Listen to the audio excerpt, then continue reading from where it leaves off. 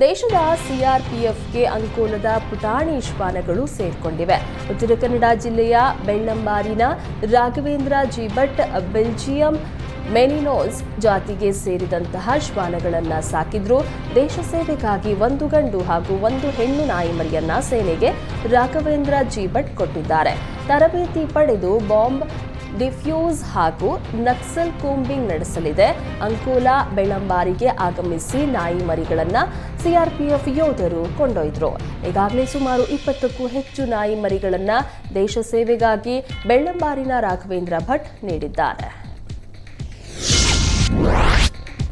ಹುಬ್ಬಳ್ಳಿಯಲ್ಲಿ ಎಸ್ಎಸ್ಕೆ ಸಮಾಜದ ಪಂಚ ಟ್ರಸ್ಟ್ ವತಿಯಿಂದ ನಿರ್ಮಿಸಿರುವ ಶ್ರೀ ದುರ್ಗಾದೇವಿ ಕಲ್ಯಾಣ ಮಂಟಪವನ್ನು ಕೇಂದ್ರ ಸಚಿವ ಪ್ರಹ್ಲಾದ್ ಜೋಶಿ ಚಾಲನೆ ನೀಡಿದರು.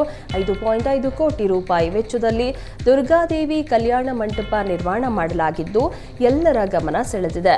ಇನ್ನು ಮಂಟಪ ಉದ್ಘಾಟನೆಯಂದೇ ಶ್ರೀ ದುರ್ಗಾದೇವಿ ಸಹಸ್ರ ಚಂಡಿಕಾ ಯಾಗ ನಡೆಸಲಾಗಿದ್ದು ಕೊಲ್ಲೂರು, ಶೃಂಗೇರಿ ಹೊರತುಪಡಿಸಿ ಇದೇ ಮೊದಲ ಬಾರಿಗೆ ಹುಬ್ಬಳ್ಳಿಯಲ್ಲಿ ದುರ್ಗಾದೇವಿಯ ಸಹಸ್ರ ಚಂಡಿಕಾ ಯಾಗ ನಡೆಸಿರೋದು ವಿಶೇಷವಾಗಿದೆ ಅಂತ ಕೇಂದ್ರ ಸಚಿವ ಪ್ರಹ್ಲಾದ್ ಜೋಶಿ ಶ್ಲಾಘಿಸಿದ್ರು. ಇನ್ನು ಕಾರ್ಯಕ್ರಮದಲ್ಲಿ ಶಾಸಕ ಮಹೇಶ್ ತೆಂಗಿನಕಾಯಿ ಸೇರಿ ಸ್ಥಳೀಯ ಬಿಜೆಪಿ ನಾಯಕರು ಉಪಸ್ಥಿತರಿದ್ದರು. ಭೀಮ್ ಆರ್ಮಿ ವತಿಯಿಂದ ಡಾಕ್ಟರ್ ಬಿಆರ್ ಅಂಬೇಡ್ಕರ್ ಅವರ 134ನೇ ಜಯಂತ್ಯೋತ್ಸವ ಕಾರ್ಯಕ್ರಮ ಆಚರಿಸಲಾಯಿತು.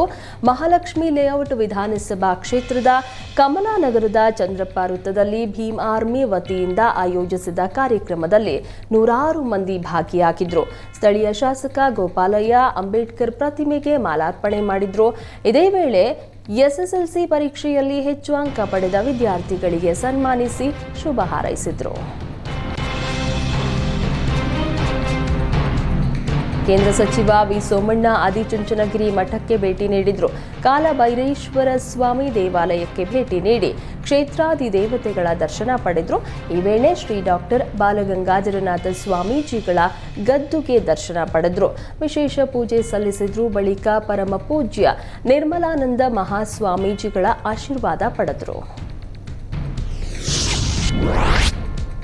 ಬಸವ ಜಯಂತಿ ಮೆರವಣಿಗೆ ವೇಳೆ ಸಚಿವೆ ಲಕ್ಷ್ಮೀ ಹೆಬ್ಬಾಳ್ಕರ್ ಸಖತ್ ಸ್ಟೆಪ್ಸ್ ಹಾಕಿದ್ದಾರೆ. ಮಹಿಳೆಯರ ಜೊತೆಗೂಡಿ ಡ್ಯಾನ್ಸ್ ಮಾಡಿದ ಲಕ್ಷ್ಮೀ ಹೆಬ್ಬಾಳ್ಕರ್ ನೆರೆದಿದ್ದವರನ್ನ ರಂಜಿಸಿದ್ರು. ಬಳಿಕ ಮಾತನಾಡಿದ ಹೆಬ್ಬಾಳ್ಕರ್, ಪ್ರತಿ ವರ್ಷ ಎಲ್ಲ ಸಂಘಟನೆಯವರು ಒಗ್ಗೂಡಿಯೇ ಬಸವ ಜಯಂತಿ ಮಾಡ್ತೀವಿ. ರಾಜ್ಯ ಸರ್ಕಾರ ಬಸವಣ್ಣನವರನ್ನ ಸಾಂಸ್ಕೃತಿಕ ನಾಯಕ ಅಂತ ಘೋಷಿಸಿದೆ. ಬಸವಣ್ಣ ಸಮಾನತೆ, ಜಾತ್ಯತೀತ ಸಮಾನತೆ ಹರಿಕಾರನಾಗಿದ್ದು ಪಕ್ಷಾತೀತವಾಗಿ ಎಲ್ಲರೂ ಮೆರವಣಿಗೆಯಲ್ಲಿ ಭಾಗಿಯಾಗಿದ್ದು ಸಂತೋಷ ತಂದಿದೆ ಅಂತ ಹೇಳಿದರು. 24 ವರ್ಷ ದೇಶ ಸೇವೆ ಸಲ್ಲಿಸಿ ಸೇವಾ ನಿವೃತ್ತಿ ಪಡೆದ ಯೋಧನಿಗೆ ಗ್ರಾಮಸ್ಥರು ಅದ್ದೂರಿ ಸ್ವಾಗತ ನೀಡಿ ಸನ್ಮಾನಿಸಿದ್ದಾರೆ.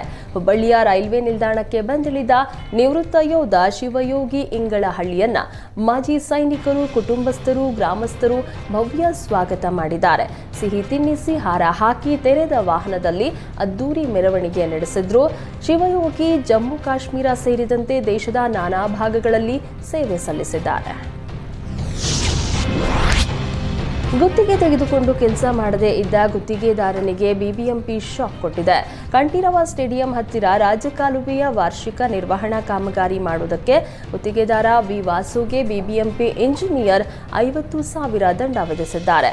ಒಪ್ಪಂದದಂತೆ ನಿರ್ವಹಣೆ ಮಾಡಿರುವುದಿಲ್ಲ, ಆದ್ದರಿಂದ ಸಾರ್ವಜನಿಕರಿಗೆ ಅನಾನುಕೂಲ ಉಂಟಾಗಿದೆ. ಗುತ್ತಿಗೆ ಕರಾರಿನಂತೆ ಮೊದಲ ಕಂತಾಗಿ 50,000 ದಂಡ ಹಾಕಲಾಗಿದೆ. ಮೈಸೂರಿನಲ್ಲಿ ಮಾವಿನಕಾಯಿ ವ್ಯಾಪಾರಸ್ಥರಿಂದ ರೈತರಿಗೆ ಮೋಸ ಆಗಿದೆ. ರೈತರು ತಂದ ಮಾವಿನಕಾಯಿ ತೂಕ ಮಾಡುವಾಗ ಗೋಲ್ಮಾಲ್ ನಡೆದಿದೆ. ತೂಕದಲ್ಲಿ ಮೋಸ ಪ್ರಶ್ನಿಸಿದ್ದಕ್ಕೆ ದಲ್ಲಾಳಿ ರೈತನಿಗೆ ಆವಾಜ್ ಹಾಕಿದ್ದಾನೆ. ಅಲ್ಲದೆ ತೂಕದಲ್ಲಿ ವ್ಯತ್ಯಾಸ ಪ್ರಶ್ನಿಸಿದ್ದಕ್ಕೆ ಕುಡಿದು ಬಂದಿದ್ದೀಯಾ ಅಂತ ಮಂಡಿಯಿಂದ ರೈತನನ್ನ ಹೊರಕ್ಕೆ ತಳ್ಳಿದ್ದಾರೆ. ದೊಡ್ಡಮಾರೇಗೌಡನಹಳ್ಳಿ ಗೇಟ್ನ ಶ್ರೀ ಮಂಜುನಾಥ್ ನರ್ಸರಿ ಮಂಡಿಯಲ್ಲಿ ಈ ಘಟನೆ ನಡೆದಿದೆ. ತೂಕದ ಯಂತ್ರದಲ್ಲಿ ರೈತರಿಗೆ ಸುಮಾರು 8 ಕೆಜಿಗೆ ಮೋಸ ಮಾಡಲಾಗಿದೆ.